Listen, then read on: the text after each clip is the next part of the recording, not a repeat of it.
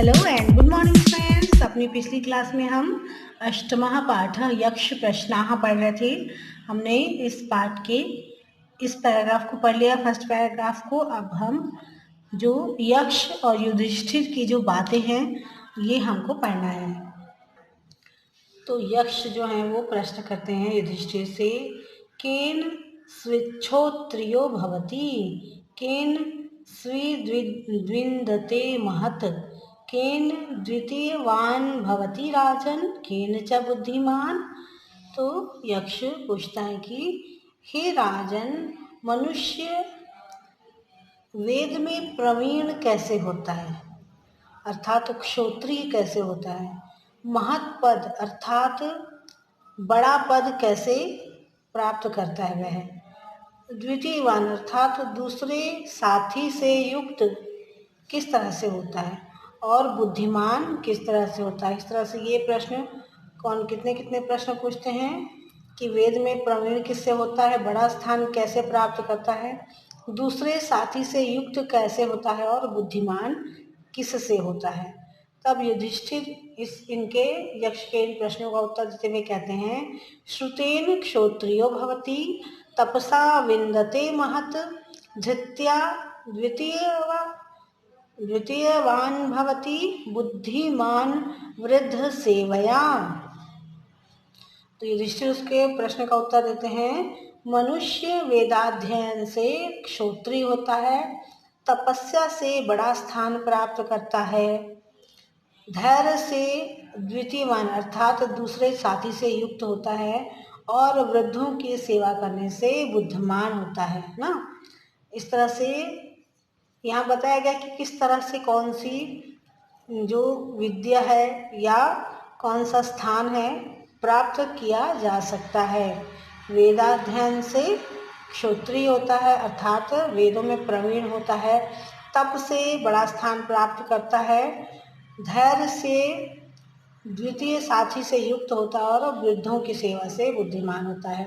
अब यक्ष आगे फिर से प्रश्न करते हैं इससे, किंस्विद गुरुतरम भूमेः, किंस्विद उच्चतरम च खात्, किंस्विद शीघ्रतरम वायुः, किंस्विद बहुतरम तृणात्।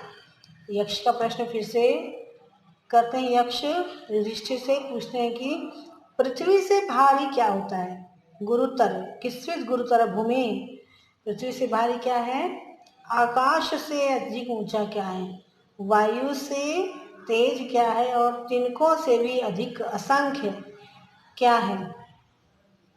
इस पर युधिष्ठिर उत्तर देते हैं उनका, माता गुरुतरा भूमेः, खात् पित्तोच्चरस्तथा, मनः शीघ्रतरम वातात्, चिंता बहुतरे तृणात्। तो कहते हैं कि माता का स्थान पृथ्वी से भी भारी है, माता जो है वो पृथ्वी से भी भारी है, और पिता जो है वो आकाश से भी ऊंचे हैं, मन जो है वो वायु से भी तेज चलने वाला है, और चिंता तिनकों से भी अधिक है, असंख्य है, चिंता जो है वो असंख्य होती है। माता का स्थान जो है भूमि से भी भारी होता है, पिता जो है वो आकाश से भी उच्च होते हैं, मन जो है वो वायु से भी तेज चलने वाला है, और चिंता जो है वो तिनकों से भी अधिक होती है। अब यक्ष फिर से प्रश्न करता है, किंस्वित् प्रवसतो मित्रम, किंस्मिन् मित्रम गृहे सतः, आतुरस्य च किं मित्रम, किंस्मिन् मित्रम मरिष्यतः।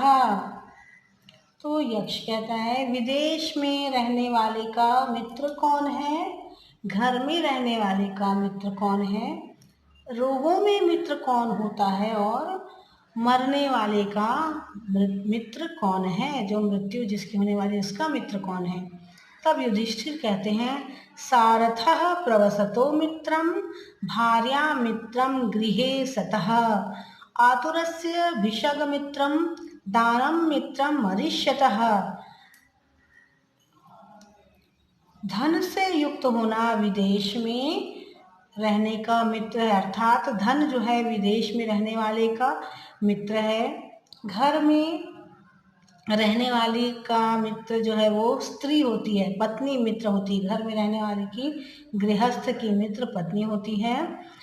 और जो रोगी है उसका मित्र है वैद्य, और मरने वाले का मित्र कौन है? दान, है ना। तो ये सब क्या है, जब विदेश में होते हैं तो धन ही सबसे अधिक आवश्यक होते हैं, काम आते हैं।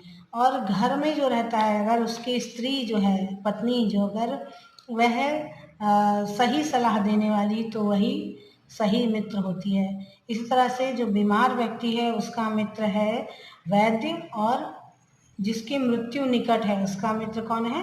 दान है। दान देने पर कहते हैं मृत्यु जो है वह अच्छी तरह से वह जो है मोक्ष को प्राप्त होता है, दान देने वाला मनुष्य। इन सब उत्तरों से युधिष्ठिरस्य उत्तरेण संतुष्टः यक्षः अवदत्। अब युधिष्ठिर के उत्तरों से संतुष्ट होकर यक्ष ने क्या कहा?